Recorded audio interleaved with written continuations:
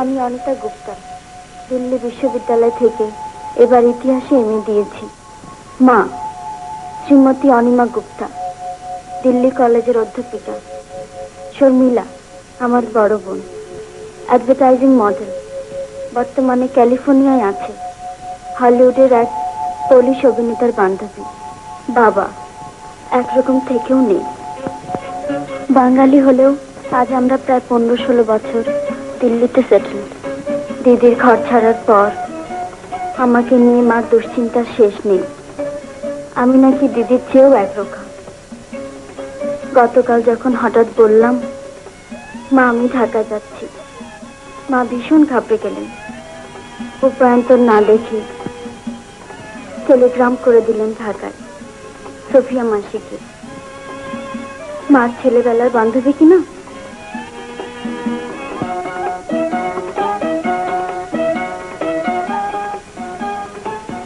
এয়ারপোর্টে রিসিভ করতে এলো সোফিয়া মাসির বড় ছেলে সুমিত রহমান, মানে সুমিত দা।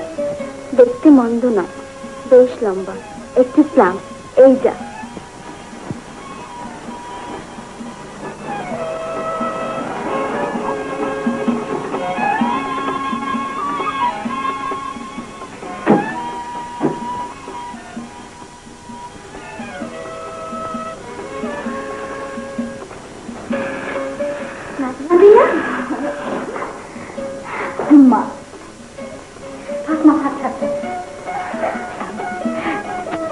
হ্যাঁ রে সুমিত, ওকে ঠিক চিনতে পেরেছিল তো? অনিমা কেমন আছে? ভালো। তা ওকে নিয়ে এলে না কেন? মা পুজোর ছুটিতে আসবেন। আচ্ছা ঠিক আছে। তো ও আচ্ছা, কথাবার্তা না পরে হবে। তোমার মুখটা তো শুকিয়ে গেছে, নিশ্চয়ই খুব খিদে পেয়েছে।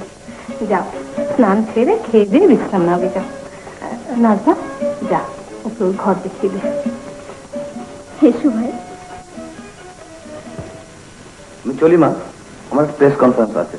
সে কি, রান্না তো প্রায় হয়ে এসেছে, খেয়ে যা না। সময় নেই মা, বাইরে খেয়ে নেবো কম।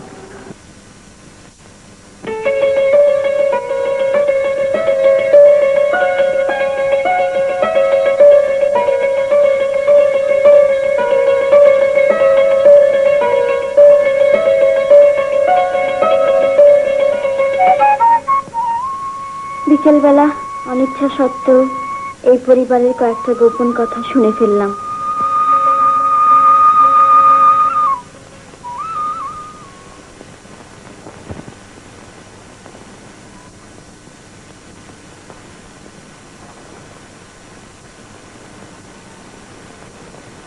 ওরা বোধহয় এখনো ঘুমোচ্ছে। অনিতা নিশ্চয়ই খুব টায়ার্ড আছে। আর নাজমাটা যতটুকু ঘুমোতে পারে ততটুকুই ভালো। সারাক্ষণ তো ধীরে ধীরে ধীরে ধীরে অস্থির। যতটুকু ঘুমোতে পারে ততটুকুই ওর জীবনের শান।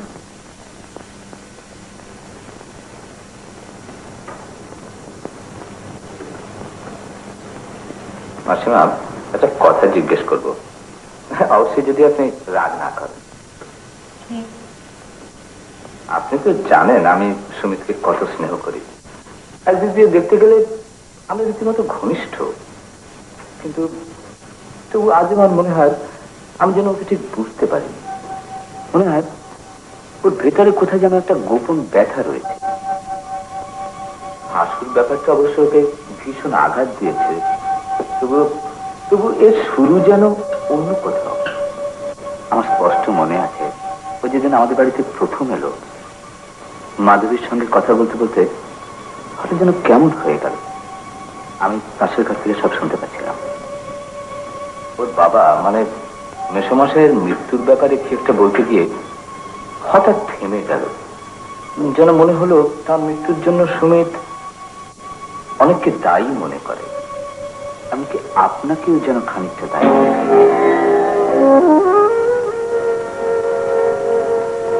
মাসিমা, আমি তো এই পরিবারেরই একজন, অন্তত আমি তো তাই মনে করি। তাই আমি কিছু গোপন করব না।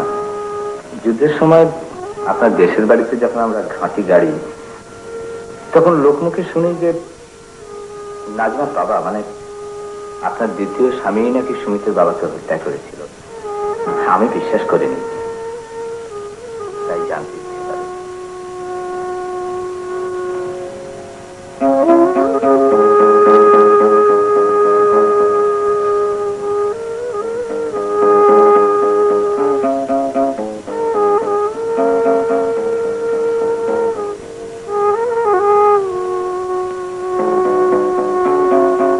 অবশ্যই আপনার অনিচ্ছা থাকলে আপনি উত্তর দেবেন না। একদিক দিয়ে দেখতে গেলে এ আমার অনধিকার চর্চা। হাজার হোক আমি বাইরের লোক হইতো নয়। না মানে তুমি আপনের চাইতেও বেশি। তোমাকে বলতে বাধা কি? বাইরের লোক আজ এই 17টা বছর ধরে আড়ালে আবদারে ফিসফাস করে আসছে। আমি সব টের পাই। সুমিতের বাবা ছিলেন সন্ন্যাসীর মতো, অগাধ ছিল তাঁর পাণ্ডিত্য। শহর ছেড়ে তিনি গ্রামে চলে গিয়েছিলেন। তাঁর জীবনের একমাত্র উদ্দেশ্য ছিল গ্রাম বাংলাকে দারিদ্র্য মুক্ত করা। সারা দেশের মানুষের জন্য ভাবতে গিয়ে নিজের স্ত্রীর জন্য এক মুহূর্ত সময় দেওয়ার ছিল না। বিয়ের সময় আমার বয়স ছিল মাত্র 19। ওর তখন 40-এর ওপরে। সুমিত হওয়ার পর আস্তে আস্তে যেন আরো দূরে সরে যেতে লাগলেন। বেশ বুঝতে পারতাম ওর প্রথম স্ত্রী, যাকে উনি বিলেতে থাকতে বিয়ে করেছিলেন, কিছুতেই তাকে ভুলতে পারেননি, কোনোদিনও ভুলতে পারেন। এমন সময় হাজির হলো ওরই এক জ্ঞাতি ভাই রফিক, প্রায় আমারই সমবয়স্ক। নানা দেশ বিদেশ ঘুরে কথায় বার্তায় চাল চলনের নিপুণ। কথা বলার একজন সঙ্গী পেয়ে যেন বেঁচে গেলাম। তখন গুণাক্ষরেও টের পাইনি ওর আসল মতলব। এর মাস দিয়ে পরের কথা, আমি শহীদকে নিয়ে ঢাকা এসেছি বেড়াতে। হঠাৎ রফিকের টেলিগ্রাম, সুমিতের বাবা হার্ট ফেল করে মারা গেছেন। কিছুদিন থেকে ওর শরীরটা তেমন ভালো যাচ্ছিল না, তাই আমি খুব একটা আশ্চর্য হইনি। এরপর রফিকই সম্পত্তি দেখাশোনা করতে লাগলো। সুমিতকে পাঠালাম ঢাকায় পড়তে। একদিন প্রায় আচমকা বিয়ের প্রস্তাব করে বসলো। তোমার কাছে অস্বীকার করব না, রফিকের কেতা দুরস্ত চাল চলনে আমি আমার অজান্তে আকৃষ্ট হয়েছিলাম।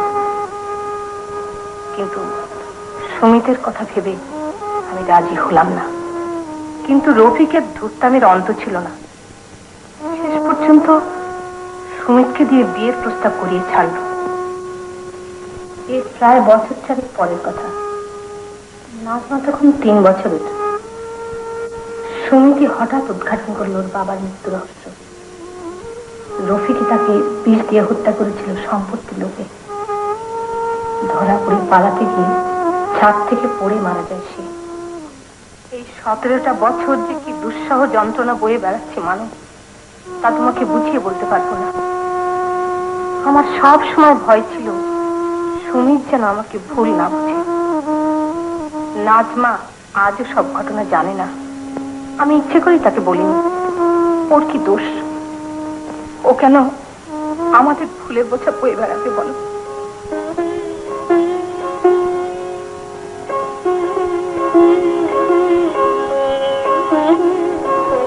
আমি একটু ও ঘরে যাচ্ছি, ওরা উঠে চা খেয়ে নিতে বলো। বুঝলাম প্রখ্যাত সমাজবাদী নেতা মানবেন্দ্র চৌধুরী অর্থাৎ মানদা পরিবারের অতি ঘনিষ্ঠ বন্ধু।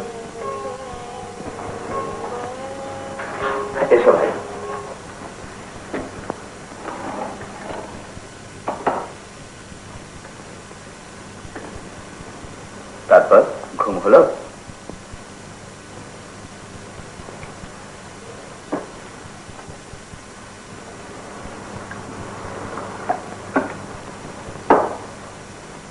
নাজমা ওঠেনি?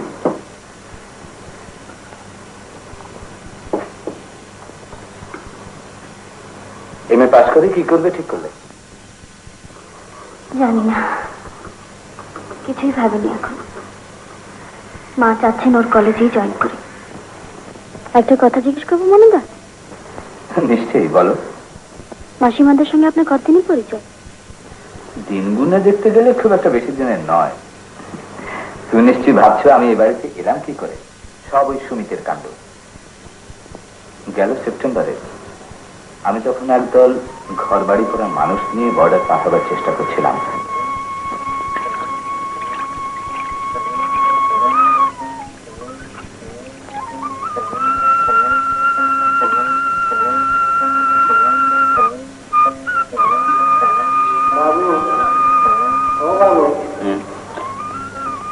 কি ব্যাপার?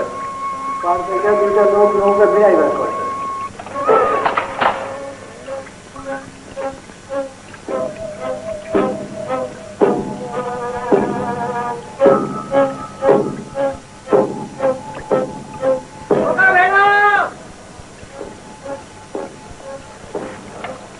আমাদের চেনা লোক। ওভাই মাঝি, নৌকাতে একটু ভেড়াও।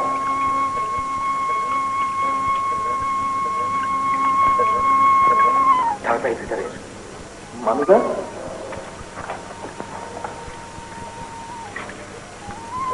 বৌদি কোথায়? আগরতলায়। কেমন আছেন? আসল খবর পেয়ে এবারেও মিসক্যারেজ। ওই জীবনকে পুড়ে পুড়ে মরা আর কি। পালাচ্ছে। এবার আমি এর আগেও অনেকবার যাওয়া আসা করেছি, কিন্তু এবার আর পারলাম না। বাগমারি পুলের গোড়ায় আর্মি ক্যাম্প করেছে। নদীতে কচুরি পানাটি নন্দ পর্যন্ত গুলি করছে। ও রাজাকার। টাকা পেলেই খুশি। ওরাই বর্ডার পর্যন্ত পৌঁছে দিয়ে আসে। তাহলে কি ঢাকা ঢাকায় ফিরে যাচ্ছেন? না, শ্যামনগর যাব। শ্যামনগর? হ্যাঁ, ওখানকার পিস কমিটির চেয়ারম্যান মালিক মন্ডল সমস্ত ব্যবস্থা করে দেয়। মাথা পিছু কত নেন? তা নেয় 100 টাকা করে। তাছাড়াও টুকটাক এদিকে যদি কিছু দিতে হয়। তোমরা কোথায় চললে? আপনি তো জানেনই আমার দেশের বাড়ি এখানে, শ্যামনগরের আগের গ্রাম। ও হ্যাঁ, তাই তো তাই তো। আপনারা কি করবেন? দেখি মালিক মন্ডল কি করে। কয়েকটা রুজি আর একটা নদী আছে, সেটা দিয়ে যাওয়া যায়। তবে আর্মির আনাগোনা একটু বেশি। অবশ্যই মালিক মন্ডলেরও প্রতিপত্তি আছে, একটা ব্যবস্থা সে নিশ্চিত করতে পারবে। মুশকিল হয়েছে এদের নিয়ে। বেচারারা শেষ কাপড় দুটিও হারিয়েছে। আজ রাতের মধ্যে ওদের পৌঁছতে না পারলে সেটা অনাহারেই মারা যাবে। দেখুন মালিক মন্ডল কি করে, আমরা খোঁজ নেব। সেবার কপালটাই ছিল মন্দ। মালিক মন্ডলের বাড়িতে এক আর্মি অফিসার দলবল নিয়ে নেমন্তন্ন খেতে হাজির। পড়বি তো পর একেবারে বাঘের খাঁচায়। ওটা মালিক মন্ডল নিজের চামড়া বাঁচাতে আমাকে ধরিয়ে দিলে। আমাকে একটা গাছের সঙ্গে বেঁধে বাকি লোক শুদ্ধ নৌকোটাকে বোমা মেটে উড়িয়ে দিলে। তারপর শুরু হলো টর্চার। যখন ছিল আমি একটা মুক্তিবাহিনীর ক্যাম্পে শুয়ে আছি। সুমিতর দলবল নিয়ে ওদেরকে অ্যাম্বুশ করে আমাকে বাঁচায়। আমাকে একেবারে অথর্ব করে দিয়েছিল। এখনো সোজা হয়ে হাঁটতে পারি না। স্বাধীনতার পর সুমিত আমাকে কিছুতেই হসপিটালে থাকতে দিল না। মাধবী বৌদি এখন কোথায় আছেন? কুমিল্লায় ওর বাপের বাড়িতে। ও বেচারিও খুব অসুস্থ। সুমিন্দা এখন কি করেন? ও এখানকার ডেইলি এক্সপ্রেসের চিফ রিপোর্টার।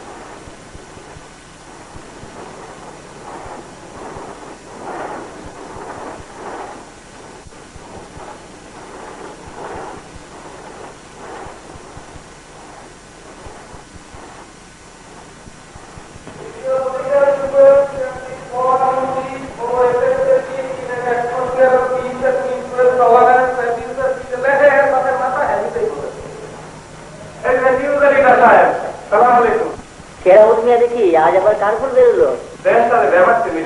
বুঝলেন? আচ্ছা কম দেখি নিজের খাইয়া এরপরে কত শেখান যায়। না মিলিয়ে দেয় এই এক্সপ্রেসের মালিক তো যেটুকু আসলে বেমার দুবাই। কি ব্যাপার? আরে ব্যাপার গুরুতর, সম্পাদকীয় করেন।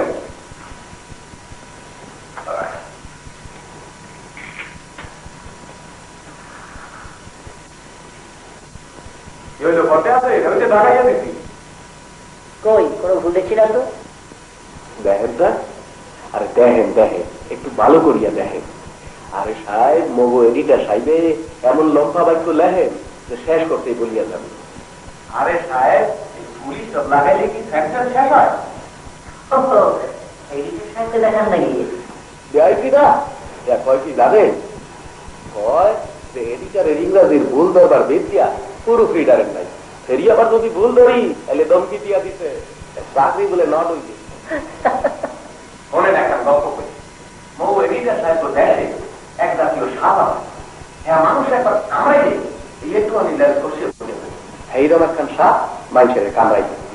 এরপরে এর একটু হানি ল্যাস খসিয়ে পড়িয়ে গেলে, এরপরে আবার কামড় দিলে এই আরেকটু হানি ল্যাস খসিয়ে পড়িয়ে গেলে, এরপরে কামড়াইতে কামড়াইতে হইলে কি এই একটু হানি ল্যাস হইয়া গেলে, এরপরে তো হ্যাঁ খালি মানুষ দেখলেই কামড়াইতে লাগে হল পারে। তো মগ বড় সাহেবের অবস্থা এই রকম, খালি পাল পারে বুঝলেন? ভাগ্যমান আপনারা বিলাস গেছেন, ইংরাজি দেখছেন, কত কি দেখছেন, খাইছেন, করছেন। কিছুই পারলাম না নাকি ব্যাপটিস্ট মিশনে ক্লাস 6 টামাই করছিলাম। তেমন রাতের ইংরাজি লেখা দেখিয়া এই বেড়াদার উইয়াতে কইছিলেন, কেরাম you must go to England, that is the country for you my boy. England বানরি পাড়াতনে ডাহা দামাইতে জীবন শেষ। যাবেন ইংল্যান্ড? ব্যবস্থা করে দেবো। বিয়ে শাদী তো করেন নাই, না বলে দুনিয়ার বাহু বছর নাই ভাইডি। পাঁচ কান গোলা মাইয়া 7 বছর বেলাস বৃষ্টি মানে রাগ হচ্ছে না ভাই আরেকটা সিগারেট দেন দেখি বাপ খাইয়ে তো মানে এখন তো রাখতে তো সব করছি এদিকে তো খারাপ হবে কামরা 12টা বাজিয়ে গেছে মুই যাই মোর দেরি দেখলে আমার তেল্লা তেল স্টার্ট হয়ে যাবে আবার দেখ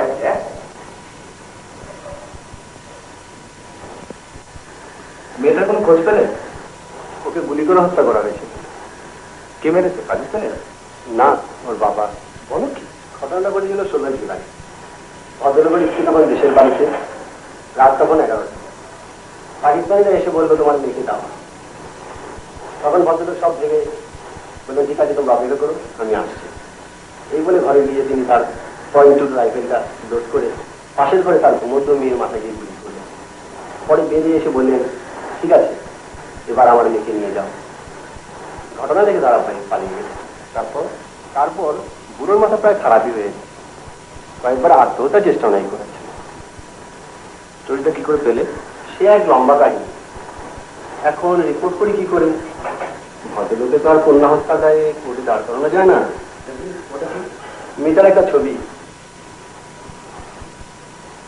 কলেজের ফাংশনে নাচতে দাঁড়ায়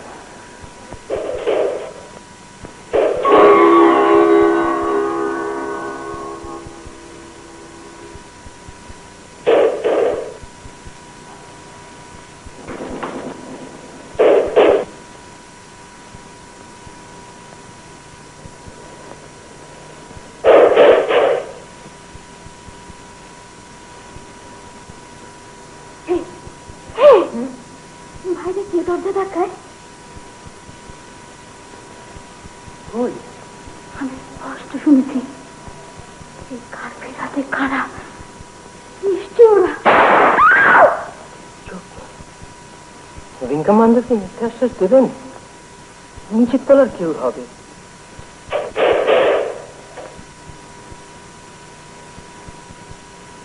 লাইট নেবাও জানলার দিকে যেও না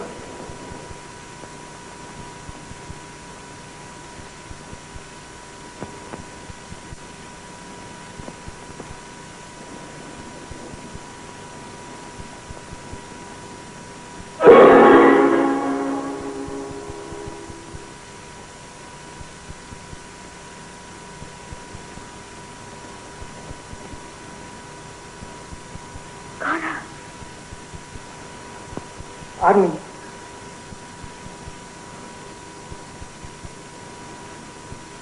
ভয় পেও না হয়তো ওরা কাজে এসছে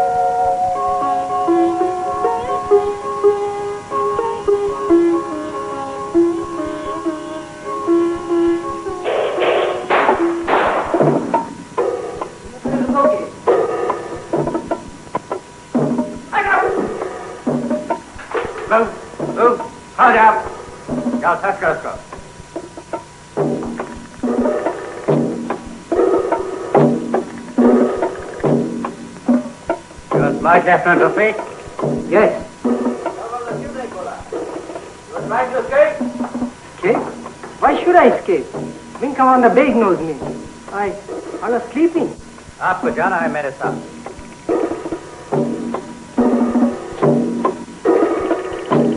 Who is she? My wife.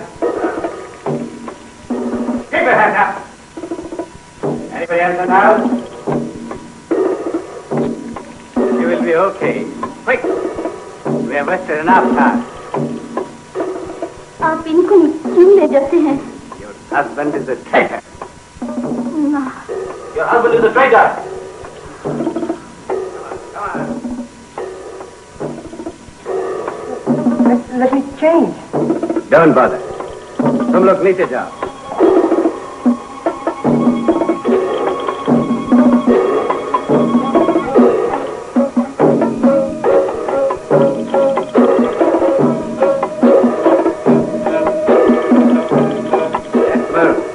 You can put your hands down.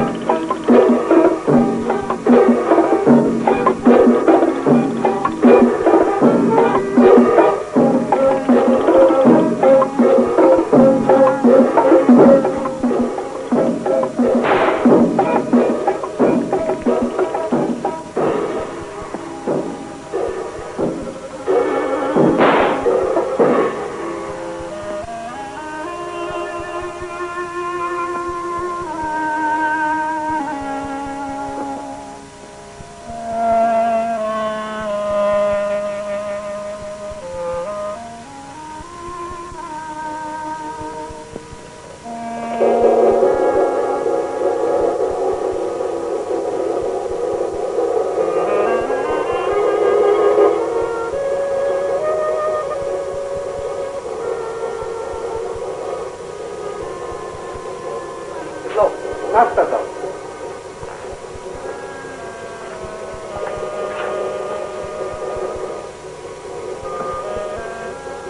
जारन जी को करा दो, जो होना ही होगा। मेजर साहब बात तो आए।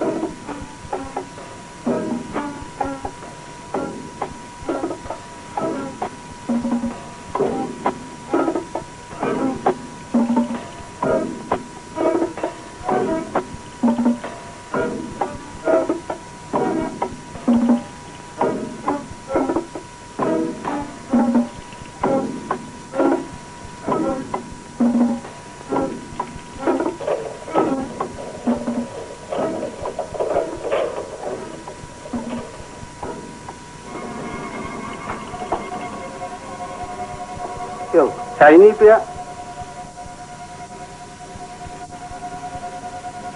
नहीं पियोगी?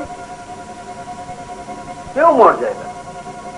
पी लो, बाद में तुम्हारा उससे खाना ले आएगा। सुनो, मैं तुझे कैसे लगती हूँ? अच्छी? अच्छी तो लगता, लेकिन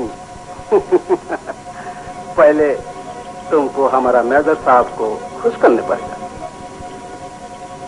नहीं, मेजर ने मेरी दुनिया उजाड़ी है। तुम बहुत जान दिलाती हो। अगर तुम चाहो तो मैं पहले तुम्हें खुशी करूंगी। मैं आ भी आता। नहीं, अभी नहीं, रात को 2-3 बजे। अच्छा ठीक है।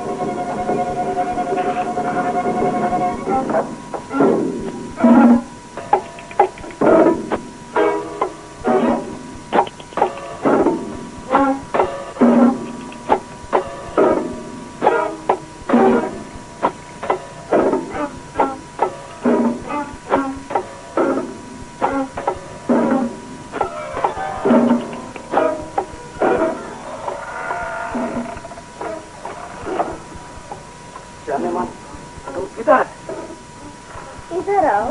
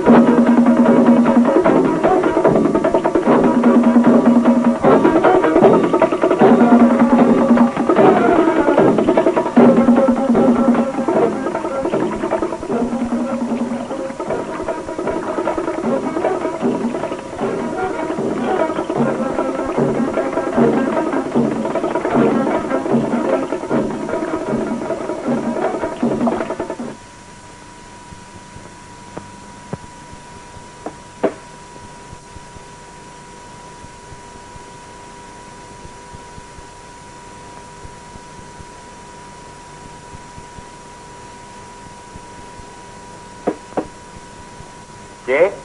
আমি করিম স্যার, দরজাটা একটু খোলেন।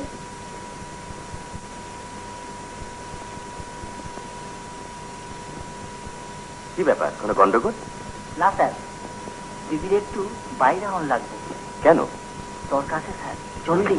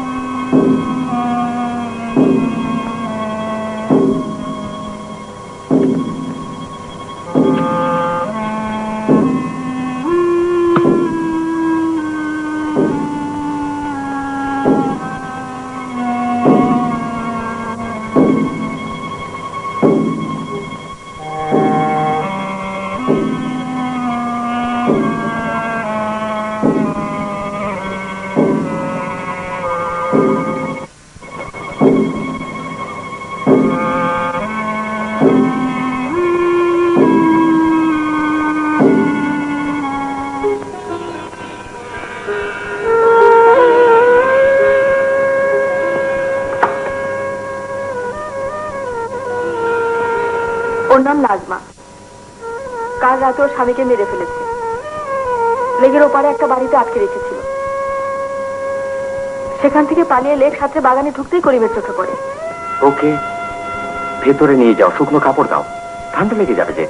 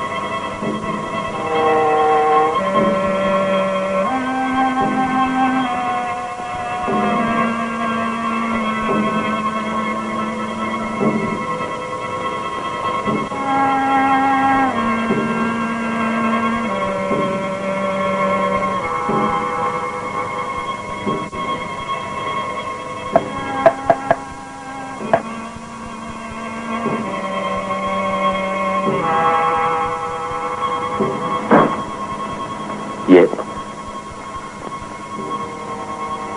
দেখো, ওরা যদি একবার টের পায় তাহলে যেটুকু বা ইমিউনিটি আছে তাও যাবে। ওকে তো মারবেই। তাছাড়া তুমি, আমি, বাপি কেউই রেহাই পাবো না। I am sorry, she has to গো।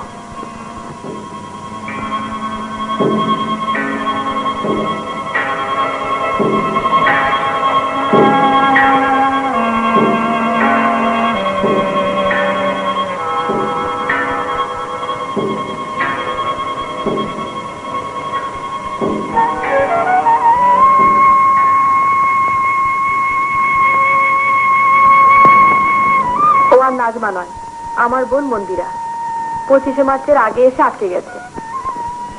বোন? ও বাড়িতে কতদিন ছিলেন? প্রায় 2 মাস। আমার থাকাটা সবার জন্য খুব বিপজ্জনক ছিল, তাই একদিন একজন পুলিশ গার্ডের বউ সেজে বোরখা পরে পালিয়ে গেলাম দেশের বাড়িতে। এত করে কেন যে বাঁচতে গেলাম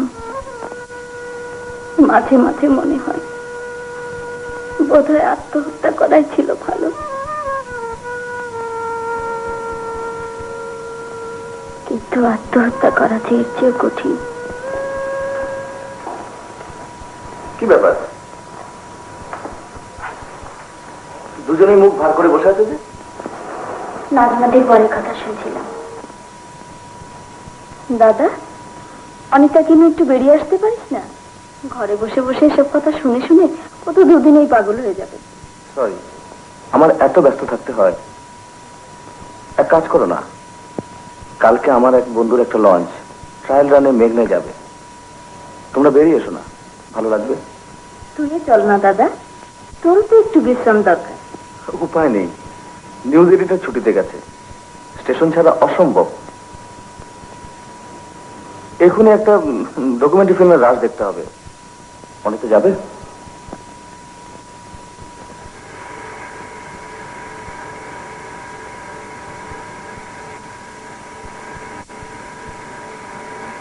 পাকিস্তানিদের দ্বারা বিধ্বস্ত বাংলাদেশ।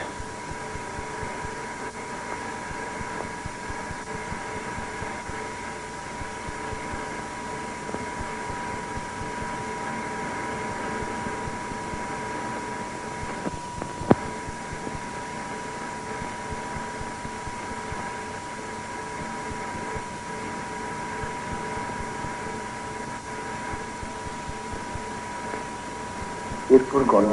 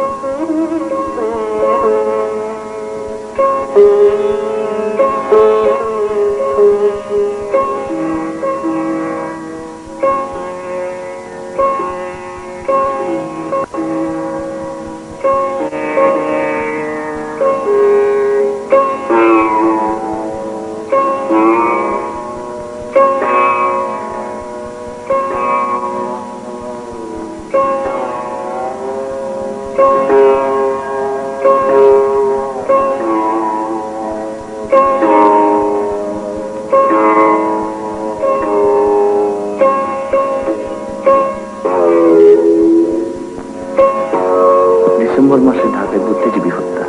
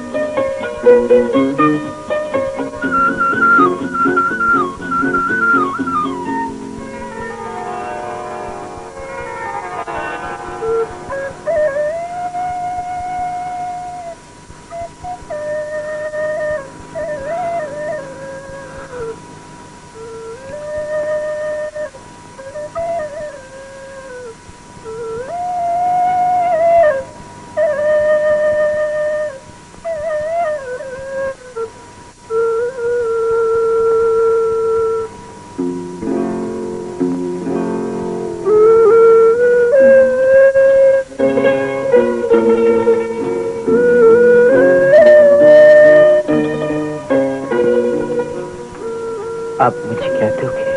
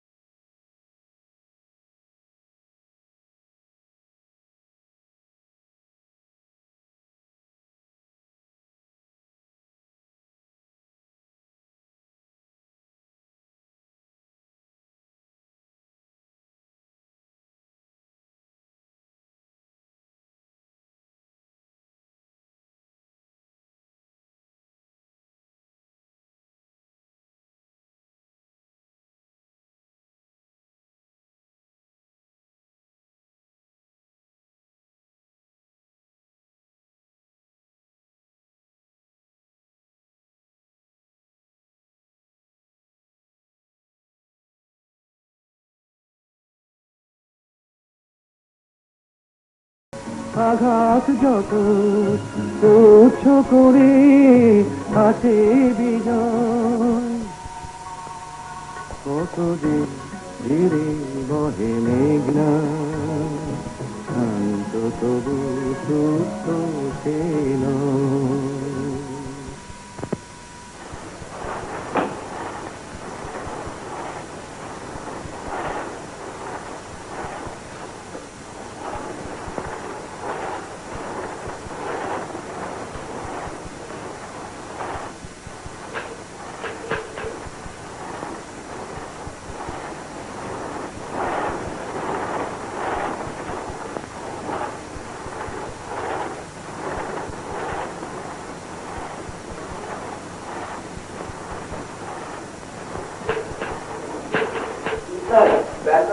বেমুদা স্যার, না খুব একটা না।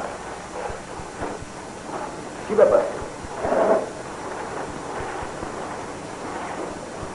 কয়েকদিন ধরে একটা কথা বলবো ভাবছিলাম। বলে ফেলুন। ভারতকে ধারণা বাঁচলে কি বিশ্বপ্রেম খাওয়া যায় না? দেখুন, দেশপ্রেম শব্দটা বন্ধ করলেন। এরই নামে টিক্কা খান 30 লক্ষ বাঙালিকে হত্যা করেছে। এরই নামে দালালরা বিহারীদেরকে উস্কিয়েছে, বাঙালিদেরকে হত্যা করেছে। আবার এরই জন্য হাজার হাজার বীর বাঙালি অস্ত্র তুলে দিয়েছে এবং জীবন দিয়ে দেশকে মুক্ত করেছে। ভারত বাংলাদেশের ব্যাপারটা আমার কাছে অত্যন্ত সরল। যেভাবে পৃথিবীর কয়েকটি বৃহৎ শক্তি আমাদের এই স্বাধীনতা আন্দোলনকে নস্যাৎ করার চেষ্টা করেছিল, তাতে ভারত সাহায্য না করলে তাদের দেশকে স্বাধীন করা অসম্ভব ছিল। এটা স্বীকার করতে লজ্জার কিছু নেই, বরং আত্মবিশ্বাসী পরিচয় দেয়। দেখাবেন?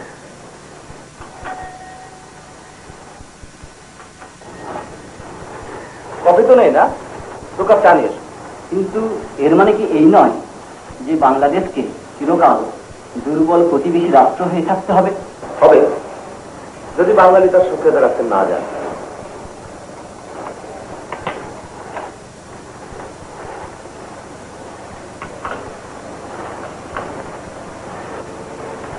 একটা কথা জেনে রাখা ভালো, বাঙালির মুক্তি সংগ্রামের ইতিহাস কেবলমাত্র 2-1 বছরের বা 2-1 দশকের ইতিহাস নয়। শতাব্দীর পর শতাব্দী ধরে বাংলার শান্তিপ্রিয় মানুষ অকথ্য অত্যাচার সহ্য করে সংগ্রাম চালিয়ে এসেছে কুসংস্কারের বিরুদ্ধে, শোষণের বিরুদ্ধে এবং সাম্প্রদায়িকতার বিরুদ্ধে। আজকে স্বাধীন বাংলাদেশ সত্যিকারের জয়ের পথে প্রথম পদক্ষেপ পাচ্ছে।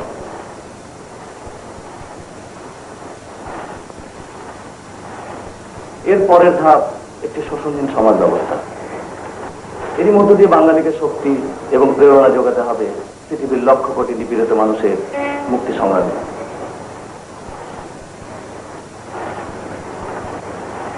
যে সংগ্রাম মূলত সাম্রাজ্যবাদের বিরুদ্ধে, বর্ণ বৈষম্যের বিরুদ্ধে এবং শোষণের বিরুদ্ধে। এবং এরই মধ্যে লুকিয়ে রয়েছে আমাদের সত্যিকারের শক্তি। কেমন? এত ভাববার কিছু নেই। ভারতের সঙ্গে যারা হাজার বছরের যুদ্ধ করতে চায় তারা করুক, আমাদের দরকার নেই। সরি, একটু স্টার্ট করে সরি, চলি, আবার পরে দেখা হবে।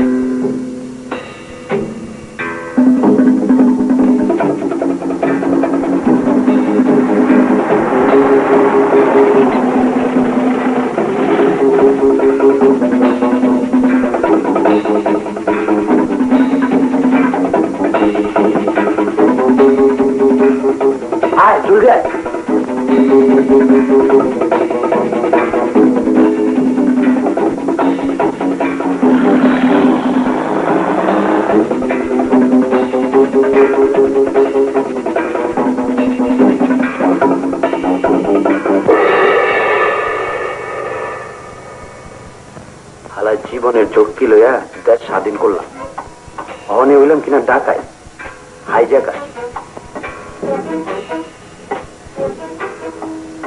প্রায় 4000-এর বেশি দিবার চাই না।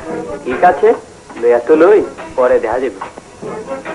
চোর হইলাম শেষকালে, যুদ্ধটা বড় তাড়াতাড়ি শেষ হয়ে গেল। লাগো গুলিবাজির স্বাদ অহনো মেটে। দেশের লেগে এত করলাম, দেশ আমার কি দিছে? দূর, দেশ আবার কি দিব? পুরস্কার। মায়েরে বাঁচাবার লেগে পুরস্কার চামু, হালাই কুত্তা নাকি? কই যান? গাড়ি ফেরত দিতে। মাথা খারাপ হয়েছে নাকি? হয়েছিল, অন ঠিক হয়ে গেছে।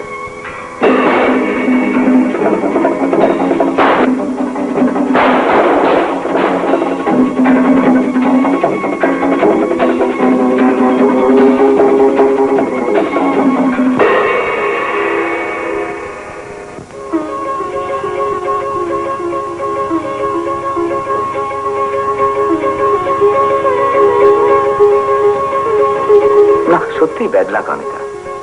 সকালবেলাটা এমন সুন্দর রোদ ছিল, এখন এই বৃষ্টি তো থামবে বলেই মনে হয় না। না থামুক, বৃষ্টি আমার খুব ভালো লাগে। দিল্লিতে তো খুব একটা বৃষ্টি হয় না। ছোটবেলায় একবার বর্ষায় বেড়াতে এসেছিলাম বরিশালে, আমাদের মামা বাড়িতে। কি যে ভালো লেগেছিল, আজও মনে আছে।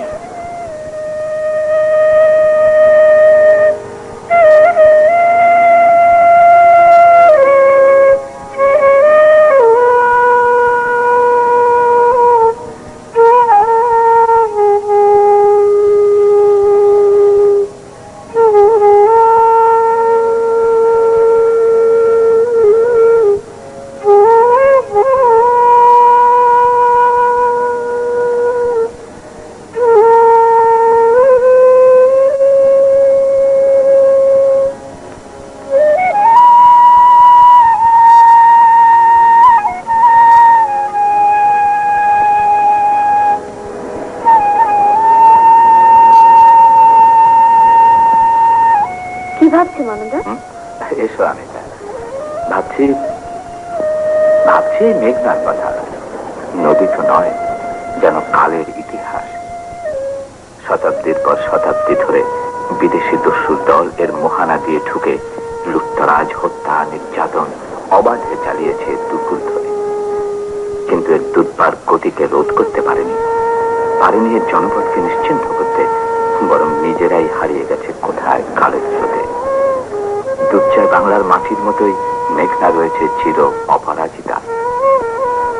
জানো, বিদেশিরা বুঝতেই পারে না এত দুঃখ, এত দারিদ্র্য, তবু বাঙালিরা এত সংগ্রামী শক্তি পায় কোত্থেকে। এই বুঝতে অনিতা, এই হচ্ছে সেই শক্তির উৎস।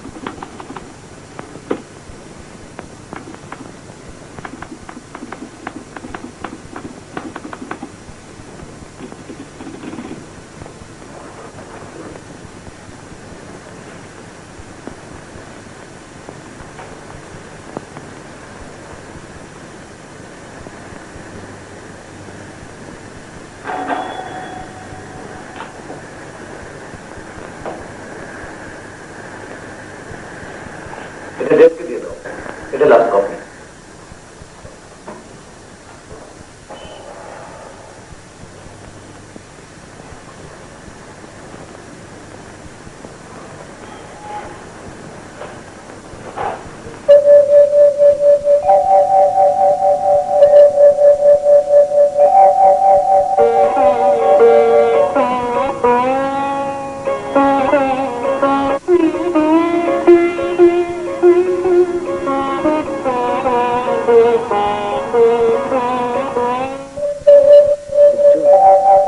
তুই শেষকালে গাড়ি রিজার্ভ করে মরতে গেলি?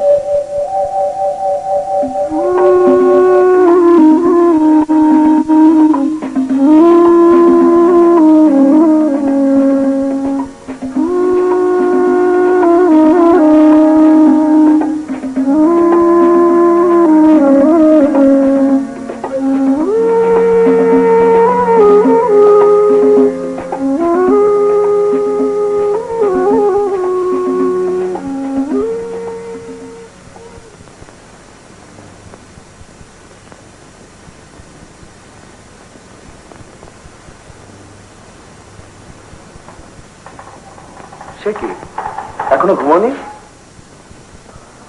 তোমার গাড়ির শব্দ শুনতে পেলাম, তারপর সব চুপচাপ। বুঝলাম অন্ধকারে বসে ভাবছে। এত কি ভাবো সমিতা? কতক্ষণ হলো পাওয়ার নেই? ঘন্টাখানিক হবে। মেঘনা কেমন লাগলো? অপূর্ব, থ্যাংক ইউ। আমার প্রশ্নের জবাব কিন্তু দিলে না। এত কি ভাবো? জেনে তোমার লাভ? জানতে ইচ্ছে করে। তুমিও তো চুপচাপ থাকো, কি এত ভাবো? প্রশ্নটা কিন্তু আমি আগে করেছিলাম। রাত কিন্তু প্রায় 2টো। এতটা জার্নির পর নিশ্চয়ই ক্লান্ত, এখন ঘুমোলে ভালো হতো না? ঠিক করেছি কালই ফিরে যাব, তাই শেষ রাতটা নাইবা ঘুমালাম। কালি? হঠাৎ? আমার সবকিছু এমনি হঠাৎ। আবার কথা কিন্তু ঘোরাচ্ছ।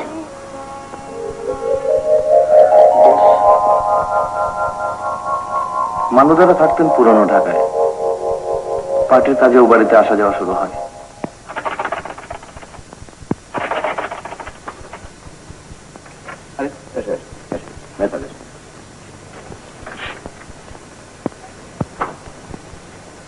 বাড়ি চিনতে কষ্ট হয়নি তো? না, এখানকার সবাই তো আপনাকে চেনে। হ্যাঁ, মাধবী 65 সাল থেকে আজ পর্যন্ত প্রায় 2113 জন রাজবন্দী জেলে ছিলেন। কিন্তু ডিউরেশন তো দেখছি না। ওটা পাওয়া যায়নি, লোক লাগিয়েছে, পাওয়া যাবে। কোথায় গেলে? আপাতত আমার এটাতে কাজ চলে যাবে, কিন্তু কংগ্রেসের আগে আমার পুরো লিস্টে দরকার হবে। এই যে মাধবী, দেখো তো চিনতে পারো কিনা? ফোন করবার উপায় নেই। সুমিত। কি ঠিক বলিনি? ওর মুখে তোমার কথা শুনে শুনে তোমার চেহারাই আমার মুখস্থ হয়ে গেছে। এখন বলো কি খাবে? চা না কফি?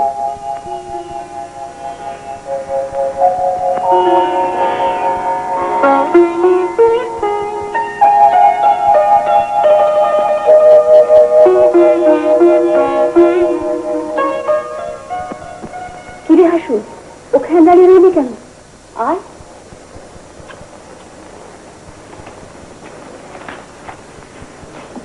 এই লজ্জাবতীটি আমার সোহাগের ননদিনী, বিয়ে করছে। এই আয়, বস। কি ভাই, বলে না তো কি খাবে? চা না কফি? কফি, কালো, চিনি 1 চামচ। বাবা, আচ্ছা সাহেব তো তুমি। এরপর থেকে দেখছি কফি বানাবার জন্য 5 করা কম্পাউন্ডার রাখতে হবে। যাক তো ভাই, নন্দকে গিয়ে বল জলটা চাপিয়ে দিতে, আমি এসে বানিয়ে দিচ্ছি। আমি বানিয়ে আনছি।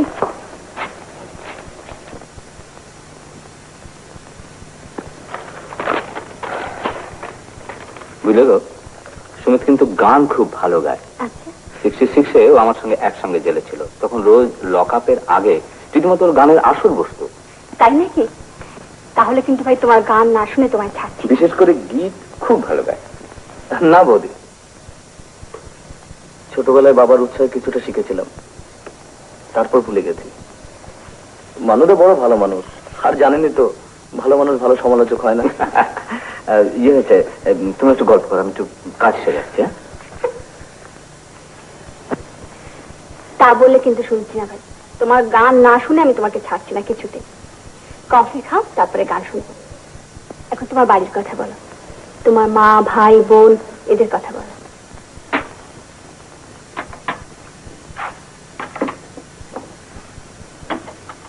যা গিয়ে বিস্কিটের টিনটা নিয়ে আয়।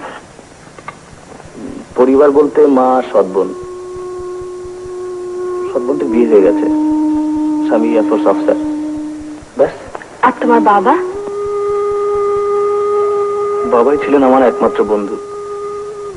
জানো বৌদি, উনি ছিলেন ঠিক ফকিরের মতো, কিন্তু কিন্তু ওরা কেউ তাকে বেঁচে থাকতে দিল না, হত্যা করলো। কি?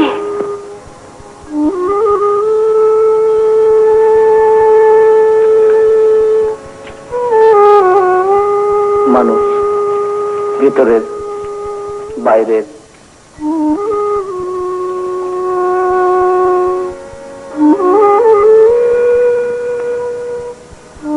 আমার কি মনে হয় জানো বৌদি, এই পৃথিবীতে কারোর জন্য কারো কিছু এসে যায় না।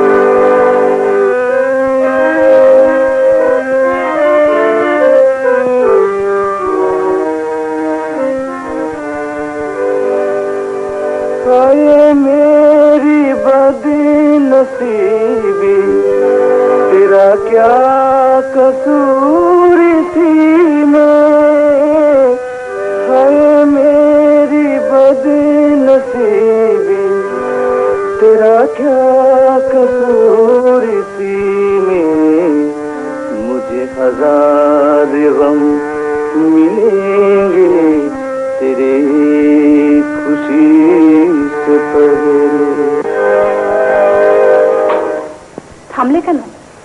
ব্যস্ত হচ্ছিল? না বৌদি, রিয়াল নেই, ঠিক হচ্ছে না।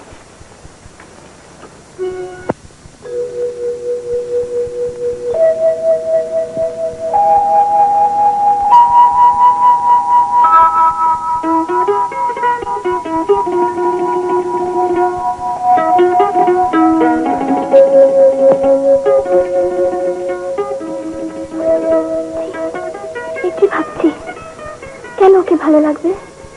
কি লজ্জা। তোমার গলাটা বেশ, চর্চা করা উচিত। সময় কোথায় বৌদি, রিপোর্টারের জীবন, ইংরেজিতে যাকে বলে ডগস লাইফ। কি হলো সময়, থামলে কেন? বেশ তো ছিলে। এই যে তোমার কফি এসে গেছে। নে রাখ।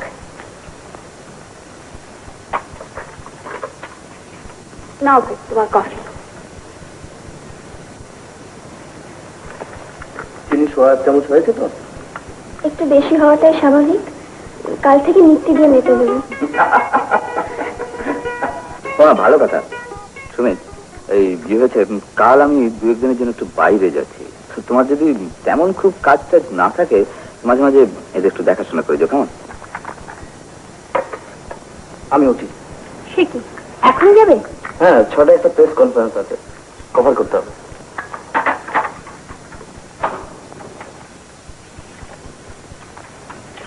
তোমার মানুদের অর্ডারটা ভুলো না কিন্তু।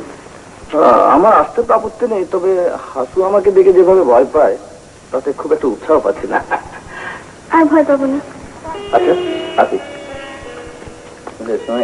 কিছু বলছিলাম, তাই এত দেশ ঘুরেছি কিন্তু কোথাও যেন এমন শান্তির আশ্বাস পাইনি।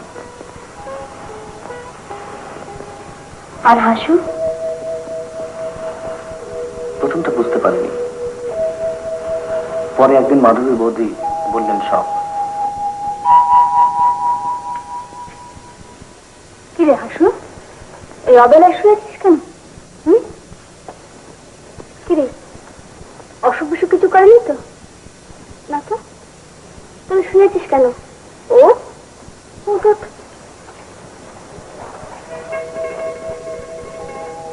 কি রে, কি হয়েছে তোর, কাঁদছিস কেন? কেউ কিছু বলেছে তোকে? এই হাসু, কেউ বকেছে?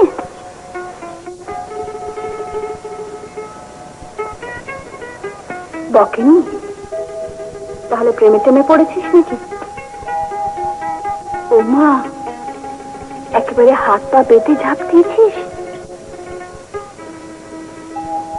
ভাগ্যবানটিকে তোর কলেজের কেউ? সুমিত? ও জানে? ভাগ্যিস, আমি তো ভাবলাম এরই মধ্যে গোটা কয়েক প্রেমপত্র লিখে বসে আছিস। আয়নায় একবার তাকিয়ে দেখেছিস চেহারাটা কি হয়েছে? ওঠ, বাইরে চল, চুল বেঁধে দি। কিচ্ছু ভাবিস না, সব ঠিক হয়ে যাবে।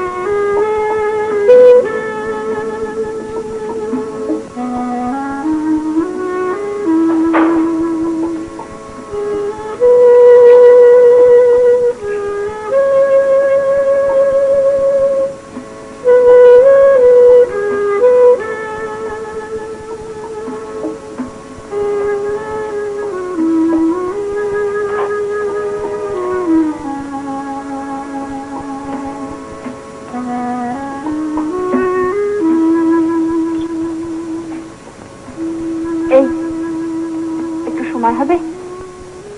এই শুনছো, একটু সময় হবে? কিছু বলছো?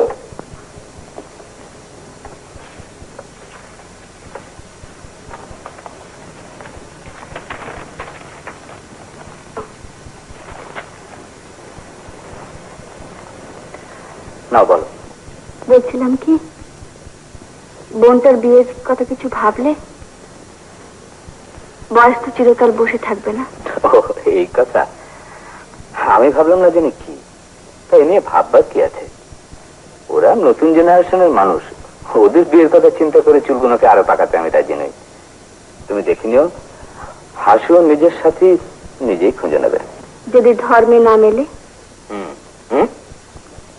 বলছিলাম যদি ধর্মে না মেলে। বুঝলে মাধবী, হাসু যদি ওর অন্তর দিয়ে কাউকে ভালোবাসে আর প্রতিদানে যদি তাই পায়, তাহলে ছেলেটি এস্কিমো হলেও আমার আপত্তি নেই। কিন্তু হঠাৎ প্রশ্ন কেন? এমনি।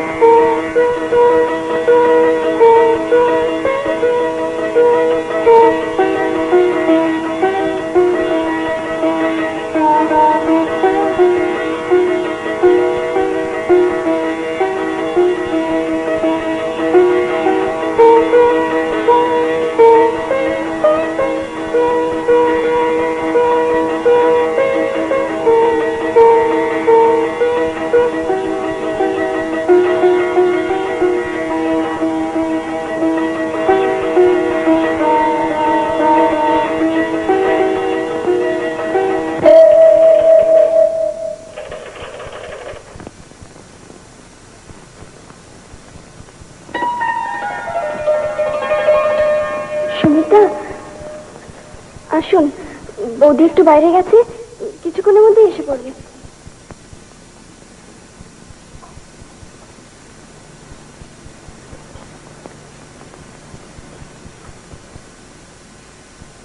বসুন না। তোমাকে দেখে কি মনে হচ্ছে জানো? কি? যেন একরাশ রজনীগন্ধা।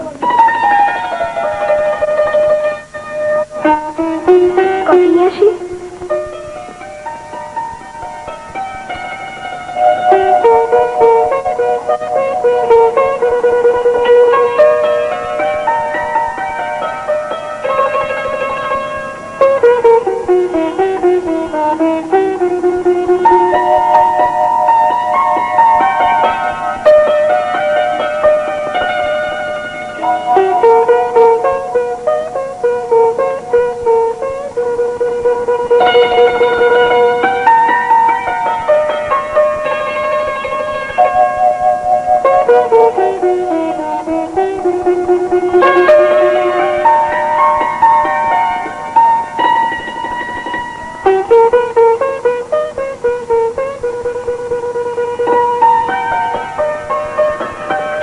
বিস্কিট নেই, শুধু কফি।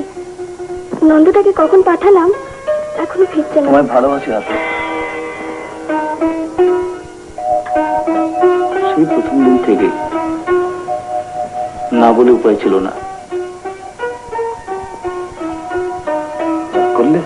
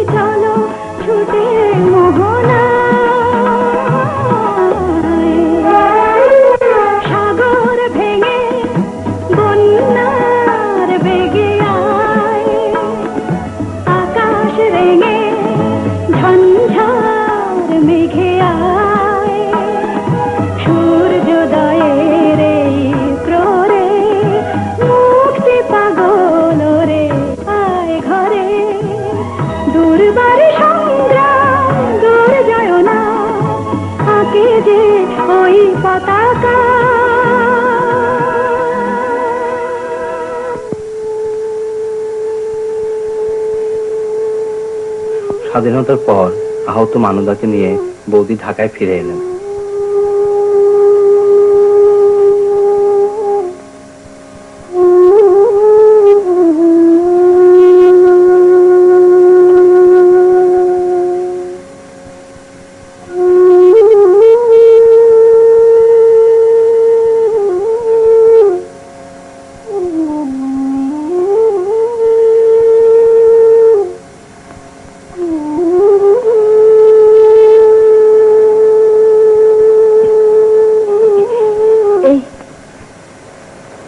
এই শুনছো, ওষুধটা খেয়ে নাও।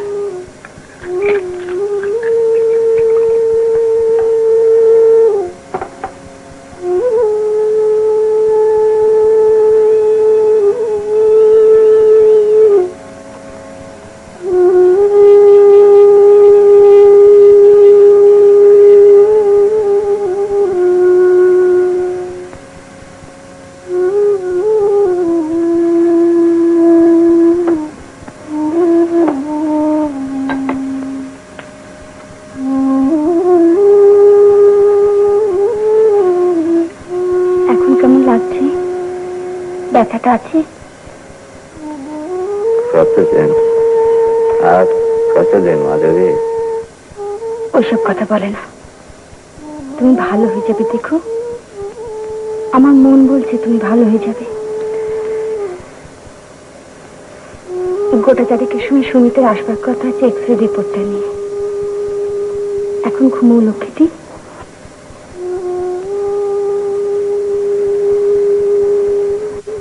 আর কোনো কথা নয়, লক্ষ্মীটি ঘুমো।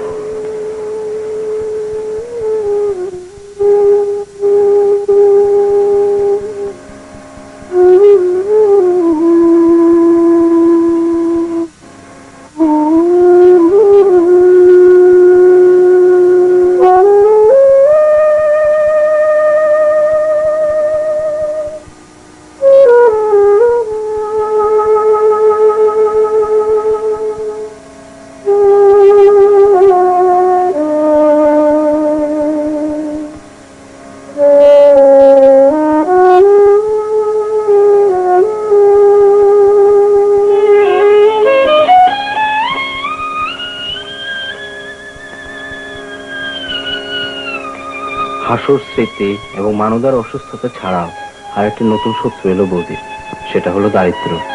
সাধ্যমতো সাহায্য করতে চেষ্টা করতাম, কিন্তু বেশ বুঝতাম বৌদি সংকোচ বোধ করছেন। বাইরে কেউ ব্যাপারটা জানুক এটা নিশ্চয়ই চাননি। কিন্তু একদিন বোকার মতো ঠিক তাই করে বসলাম। এক ভারতীয় সাংবাদিক বন্ধুর বোনকে নিয়ে সেদিন ও বাড়িতে যাই। নমস্তে। এসো। বৌদি, আলাপ করিয়ে দিই। অনিতা, মাধবী বৌদি। বৌদি, অনিতা দিল্লির মেয়ে, হিন্দিতে গল্প লেখে, আমার এক বন্ধুর বোন। তাই নাকি? বসো ভাই।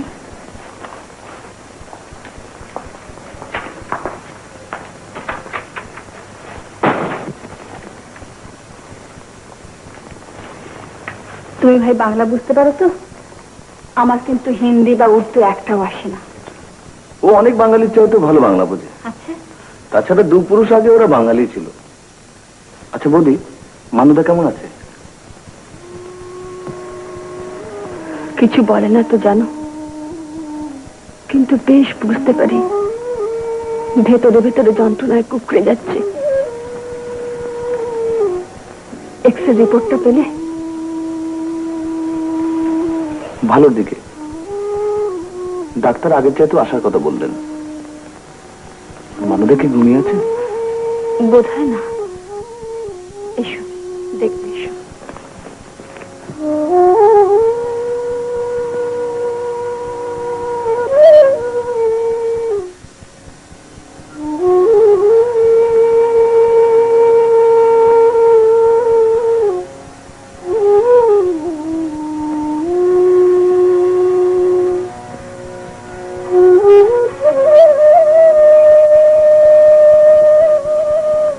কথা বলার চেষ্টা করো না মানুদা, তোমার এক্সরে রিপোর্ট খুব ভালো, কিন্তু ফুল রেস্ট দরকার।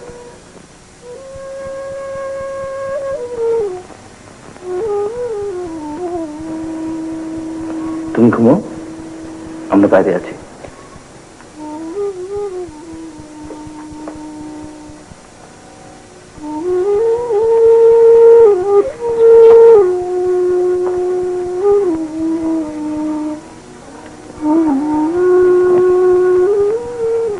কফি নেই, চা খেয়ে যেতে হবে কিন্তু। না বৌদি, চেম্বার থেকে বেরোবার আগে ডাক্তারকে খবরটা দিতেই হবে। সে কি, অনিতার সঙ্গে একটু আলাপও করতে দেবে না? ও তো কয়েকদিন থাকছে, একদিন ভোরবেলা পৌঁছে দিয়ে যাবো, প্রাণ ভরে দুজনে আলাপ করো। আসি, আবার এসো কিন্তু ভাই।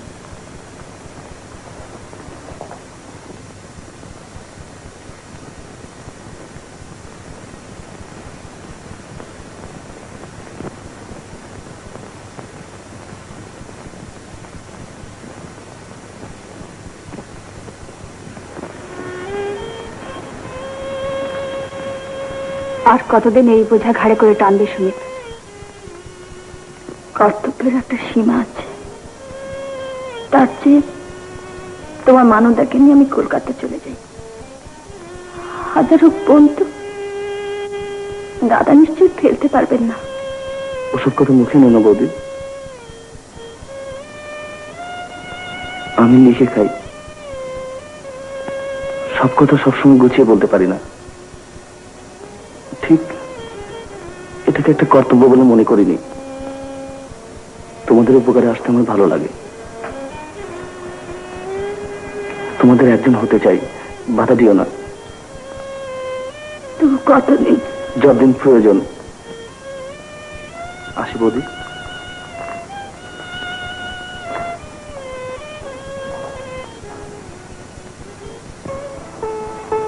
দেশ স্বাধীন হলো, ঢাকা ফিরে এলাম। মা, বোন, মানুদা, বৌদিকে পেলাম, কিন্তু ঘুম আর এলো না। রাতের পর রাত, এই যে কি জ্বালা, তুমি ঠিক বুঝবে না। বুঝবো না? আমিও একদিন পাগলের মতো ভালোবেসেছিলাম প্রদীপকে।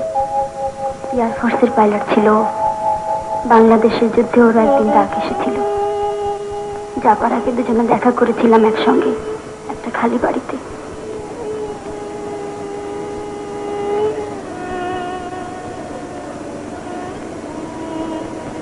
যাবার আগে আমায়ও পেতে চেয়েছিল নিবিড় করে, কিন্তু কি যেন আমায় বাধা দিল। বোধহয় যুগ যুগান্তরের পুঞ্জীভূত সংস্কার। কি জঘন্য রকমের স্বার্থপর হয়ে গেলাম। নিজেকে উজাড় করে দিতে চেয়েছিলাম, অথচ পারলাম না।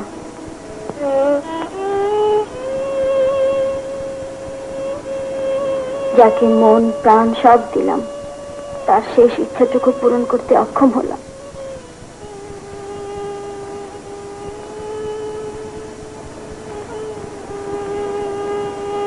যাবার আগে ওকে বলে একটু হাসলো, ক্ষমার হাসি। বুঝলো না ক্ষমা করেও ও আমার আত্মগ্লানির শত গুণ বাড়িয়ে দিয়ে গেল। কয়েকদিন পরে খবর এলো ঢাকার যুদ্ধে প্রদীপ মারা গেছে। সারা ভারত বাংলাদেশ যখন জয়ের আনন্দে মত্ত, আমি তখন নিজেকে ঘৃণা করেছি, বাংলাদেশকে ঘৃণা করেছি। আমার চোখে ঘুম ছিল না।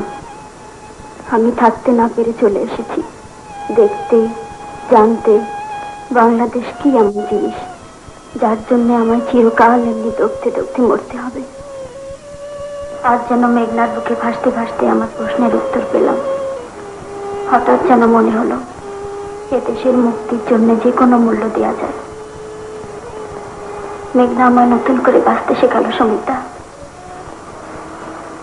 তোমায়, আমায়, নাজমাদিকে আবার নতুন করে শুরু করতে হবে সব। কালকে না গেলে নয়, থাকো না আর কটা দিন।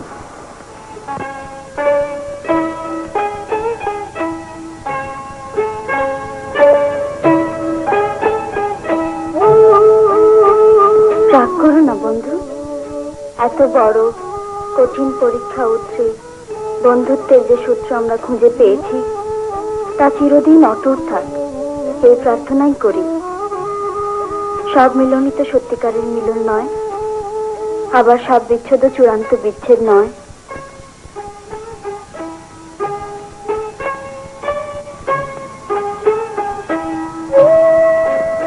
তুমি, আমি,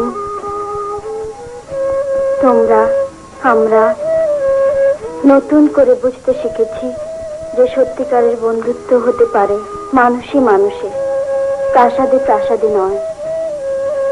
ভ্রান্তির কুয়াশা পেরিয়ে আবার যখন একে অপরের কাছে আসতে পেরেছি, তখন আর ভয় নেই।